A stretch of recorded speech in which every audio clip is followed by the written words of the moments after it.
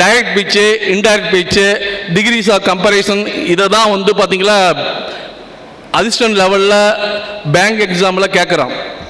இன்னும் வந்து proportional officer, assistant manager, மேனேஜர்லாம் பார்த்தீங்களா இப்போ நபார்டு வங்கி, ரிசர்வ் பேங்க் கூட கால் பண்ணுறான். பரீட்சை வந்தீங்களா உங்களுக்கு வந்துகிட்டே இருக்கும். இப்போ நம்ம ஒரு பேங்க் எம்ப்ளாயி ஆகணும்னா இப்போ இருந்தால் நம்ம ஒரு ஆர்வமாக அந்த சப்ஜெக்ட் நிறைய விஷயம், இந்த 3 சப்ஜெக்ட் தான் தரவா திருப்பி, அக்கௌண்ட்ஸு, மேக்ஸு, இங்கிலீஷு, இந்த 3லேயே வந்து இப்போ நாலேஜ் வளர்த்துக்கிட்டோமா கண்டிப்பாக 1 வருஷத்துக்குள்ளே பேங்க் வேலை வாங்கிடலாம். நாங்களும் அப்படி தான் வாங்கினோம். அப்போ அதுக்கு காரணம் என்னென்னா நாம் ரெஃபரன்ஸு, இப்போ பார்த்தீங்கன்னா முதல்ல ரெஃபரன்ஸே கிடைக்காது. இப்போலாம் வந்து நம்ம மொபைல்லே கூட கூகுளில் போனீங்களா அவ்வளோ விஷயம் இருக்குது. ஒவ்வொன்றையும் நீங்கள் இப்போ பேங்க் பார்த்தீங்கன்னா ஆர்பிஐ போட்டிங்கன்னா உங்களுக்கு ஜாதகமே வரும். நபார்டு வங்கியை பற்றி போட்டிங்கன்னா நபார்டு வங்கியை பற்றி வரும். ஒவ்வொரு விஷயமும் நமக்கு அவ்வளோ ரெஃபரன்ஸ் இருக்குது, லைப்ரரி இருக்குது, ஜேர்னல்ஸ் இருக்குது, நிறைய புத்தகங்கள். யூடியூப்ல கூட பார்த்தீங்களா நிறைய கேள்வி பதில், இந்த டாபிக் ஒவ்வொரு டாப்பிக்கும் அவ்வளோ விளக்கமாக சொல்லியிருக்காங்க. அப்போ நாம் படிக்கிறதுக்கு நமக்கு இப்போ அவ்வளவு நமக்கு ஆதாரம் இருக்குது. முதல்லாம் நாங்கள் படிக்கும் போதெல்லாம் எதுவுமே கிடையாது, ஒன்லி லைப்ரரி தான். இப்பெல்லாம் பார்த்தீங்களா உங்களுக்கு டிஜிட்டல் ஆன்லைன் கூகுளில் பார்த்தீங்களா உங்களுக்கு அவ்வளோ விஷயம் கிடைக்குது. கால்குலேஷன், ஒரு கணக்கு எப்படி போடுறது கூட, இப்போ சிம்பிள் இன்ட்ரெஸ்ட் எப்படி கால்குலேஷன் போடுறது, அல்லது காம்பவுண்ட் இன்ட்ரெஸ்ட் எப்படி கால்குலேஷன் போடுறது, அல்லது ரேஷியோ எப்படி கால்குலேஷன் போடுறதுன்னு நீங்கள் யூடியூப்பில் போனீங்கன்னா கூட ஒவ்வொரு அக்கௌண்ட்ஸ் கொடுத்து ஒரு கணக்கு கொடுத்து தெளிவாக சொல்லியிருக்காங்க. நிறைய பேர் நிறைய கிளாஸ் எடுத்திருக்காங்க. அவ்வளோ விஷயம் இருக்குது. இப்போ ஒரு ப்ராஜெக்ட் எப்படி அப்ரைசல் பண்ணுறது, ஃபஸ்ட்டு ப்ராஜெக்டை எது செலெக்ஷன் பண்ணுறது, அதுக்கு என்னென்ன ஃபார்முலா யூஸ் பண்ணணும், அப்போ அதுக்கெல்லாம் பார்த்தீங்களா கணக்கு இருக்குது. இப்போ இதெல்லாம் பார்த்தீங்களா நம்ம அட்வான்ஸு. இப்போ பேங்க் எக்ஸாம்லேயே பிஓ போஸ்ட்னு சொல்கிறாங்க பார்த்தீங்களா, அதுக்கெல்லாம் வந்து பார்த்தீங்களா இந்த நம்ம டீப்பாக கேட்பாங்க. கிளர்க்குக்கு பார்த்தீங்களா நம்ம நேரடி கொஸ்டின் தான் கேட்குறாங்க, எளிமையாக தான் கேட்குறாங்க. உங்களுக்கு சப்ஜெக்ட் நாலேஜ் வேணும். நம்ம காமர்ஸ் பொறுத்த வரைக்கும் மனப்பாடம் பண்ணக்கூடாது, புரிஞ்சுக்கிட்டு தான் படிக்கணும். மனப்பாடம் பண்ணாவே அக்கௌண்ட்ஸ்லாம் கணக்கு போட முடியாது. காமர்ஸை பொறுத்த வரைக்கும், எக்கனாமிக்ஸ் பொறுத்த வரைக்கும் கான்செப்ட், லா, விதி நமக்கு நல்லா தெரிஞ்சிருக்கணும். மனப்பாடம் பண்ணாமல் எளிமையாக புரிஞ்சுக்கிட்டு நீங்கள் இந்த கோர்ஸை வந்து படிக்கணும். அப்போ தான் வந்து இதுக்கு ஒரு நல்ல எதிர்காலம் இருக்குது, ஒரு நல்ல கேரியர் ஃபியூச்சர் பார்த்தீங்கன்னா உங்களுக்கு அருமையாக இருக்குது. இதில் வந்து நம்ம மூளையெல்லாம் நம்ம கசக்க வேண்டிய அவசியமே இல்லை, சாதாரணமாக படித்தா புரியும். இந்த பாடத்தை பொறுத்த வரைக்கும் நம்ம டீப்பாகலாம் படிக்க தேவையில்ல, புரிஞ்சுக்கிட்டு படிக்கணும், அவ்வளோதான். மெயின் காரணமே வந்து பாடத்தை ஒவ்வொரு லைனாக புரிஞ்சுக்கிட்டு படிக்கணும், ஹின்ஸ் எடுக்கணும். நீங்கள் முதல்ல மாணவர்கள் என்ன பண்ணணும்னா ஹின்ஸ் எடுத்து பழக கற்றுக்கணும். ஒவ்வொரு சப்ஜெக்ட்டுக்கும் நமக்கு எங்கே ரெஃபரன்ஸ் கிடைச்சாலும் அந்த பாயிண்ட்டை நோட் அவுட் பண்ணிக்கணும், டெய்லி ஒரு தடவை ரீகால் பண்ணணும். அப்போ தான் இந்த பாடத்தை வந்து நாம் பண்ண முடியும். இப்போ ஆர்பிஐயில் கூட இப்போ கால்பர் பண்ணியிருக்காங்க போஸ்ட்டு, நபார்ட்லேயும் பண்ணியிருக்காங்க. இதில் கூட 5536 போஸ்ட்டு இப்போ பேங்க்கில் எக்ஸாம் கால்பர் பண்ணியிருக்காங்க. அப்போ நீங்கள் அதுக்கு இப்போ இருந்தே தயாராகலாம். அந்த இப்போ +2 படிக்கிறவங்க கண்டிப்பாக வந்து பிகாம்ல 2 பிரிவு மெயினாக வந்து பார்த்தீங்களா பேங்க் எக்ஸாமுக்கு ஜென்ரலாக எடுங்க. இதை கூட்டுறவு வங்கிக்கு வேலைக்கு போகணுன்னா பிகாம் கோஆப்ரேஷன் இருக்குது, எம்காம் கோஆப்ரேஷன் இருக்குது. அது படிச்சிங்களா நீங்களுக்கு ட்ரைனிங் தேவையில்லை, நேரடியாக கூட்டுறவு வங்கியில் பரீட்சை எழுதலாம். இப்போ கூட்டுறவு வங்கியில் பரீட்சை எழுதணுன்னா அதுக்கும் பார்த்தீங்களா சப்ஜெக்ட் தான் வச்சுருக்காங்க.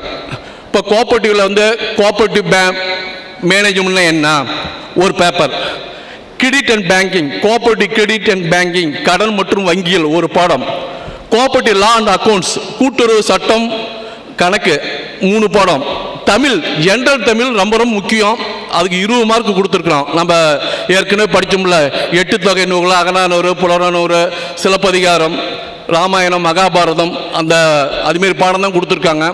அது மட்டும் இல்லாமல் கம்ப்யூட்டருக்கு 10 மார்க் கொடுத்துருக்காங்க. கம்ப்யூட்டர் வந்து ரொம்ப ரொம்ப முக்கியம். அது கோஆப்ரேட்டிவ் பேங்காக இருந்தாலும் சரி, கமர்ஷியல் பேங்காக இருந்தாலும் சரி, கம்ப்யூட்டர் அப்ளிகேஷன் ரொம்ப ரொம்ப முக்கியம். அப்போ கம்ப்யூட்டர் வந்து பேசிக்காக பார்த்தீங்களா நமக்கு தெரியணும். இதில் வந்து நம்ம எல்லாத்துலேயுமே அலைடு வச்சுட்டாங்க. இப்போ பார்த்தீங்கன்னா கம்ப்யூட்டர் ஒரு பேப்பர் அலைடு வச்சுட்டாங்க. இப்போ பிகாம்லேயும் ஒரு பேப்பர் அலைடு இருக்குது, மேக்ஸ்லேயும் இருக்குது, எல்லா சப்ஜெக்ட்லேயும் இப்போ பார்த்தீங்கன்னா கம்ப்யூட்டர் ஒரு பேப்பர் அலைடு வச்சுட்டாங்க. கம்ப்யூட்டர் வந்து நம்ம ஈஸியாக கற்றுக்கலாம். ப்ராக்டிக்கலாகவும் வந்து நம்ம டேலி ப்ரோக்ராம்லாம் இருக்குது, அந்த ப்ரோக்ராம் கற்றுக்கிட்டோமா இன்னும் கொஞ்சம் டீப்பாக அக்கௌண்ட்ஸ் நாலேஜ் வேணும், அதுக்கு 10 மார்க் இருக்குது. ஜிகே கரண்ட் அஃபேர்ஸுக்கு ஒரு 10 மார்க் வச்சுருக்காங்க. அது மட்டும் இல்லாமல் ஹிஸ்ட்ரி ஜாகிரபி 10 மார்க் கொடுத்துருக்காங்க. பிசிக்ஸு கெமிஸ்ட்ரி பாட்னி ஜுவாலஜி இது 4க்கும் சேர்ந்து 10 மார்க் தான் கொடுத்துருக்காங்க பேங்க் எக்ஸாமில். அதுக்கெல்லாம் நமக்கு சும்மா லைட்டாக பண்ணால் போதும். டீப்பாக படிக்கணும்னா இந்த பேங்கில் அக்கௌண்ட்ஸு இந்த சொன்ன சப்ஜெக்ட்லாம் தரவு நாலேஜ் இருந்தால் ஈஸியாக வந்து எக்ஸாமில் பாஸ் பண்ணலாம். அது கமர்ஷியல் பேங்க் எக்ஸாம் சரி, கோஆபரேட்டிவ் பேங்க் மட்டும் நீங்கள் தனியாக பாடப்பிரிவு தனியாக அதுக்கு நீ தனி கவனம் செலுத்தணும். அது வேற இது வேற. ஜென்ரல் பேங்க் எக்ஸாம்ங்கிறது எல்லாத்துக்கும் ஒன்று தான். அது நபார்டு வங்கியாக இருந்தாலும் சரி, ஆர்பிஐ இருந்தாலும் சரி, கமர்ஷியல் பேங்கு ப்ரைவேட் பேங்கு எல்லாமே பார்த்தீங்களா பேஸ் அதுதான். கோஆபரேட்டிவ் பேங்க் மட்டும் நீங்கள் கோஆபரேட்டிவ் ட்ரைனிங் படிச்சிருக்கணும் அல்லது பிகாம் கோஆபரேஷன் படிச்சிருக்கணும். அது ஒன்று தான் வித்தியாசம். கூட்டுறவு வங்கிக்கு வேலைக்கு போகணுன்னா ஒன்று நான் training institute of cooperative management நாச்சிப்பான ஒரு இன்ஸ்டியூட் இருக்குது. அதில் 10 மாதம் ட்ரைனிங் முடிச்சிருக்கணும் ப்ளஸ் டிகிரி. இல்லையா ட்ரைனிங் இல்லையா காலேஜ் போகணுன்னா நீங்கள் பிகாம் கோஆபரேஷன் ஒரு கோர்ஸ் இருக்குது. அதுக்கு போனீங்களா நேரடியாக நீங்கள் கூட்டுறவு வங்கிக்கு எலிஜிபிள். நீங்கள் வந்து பரீட்சை எழுதலாம், பாஸ் பண்ணலாம். அப்போ ஓவராலாக பார்க்கும்போது நமக்கு வணிகல் துறை வந்து இப்போ சிறப்பாக இருக்குது. அதனால் நம்ம மார்க்கு குறைவாக எடுத்தீங்கன்னா வருத்தப்படவே தேவையில்லை.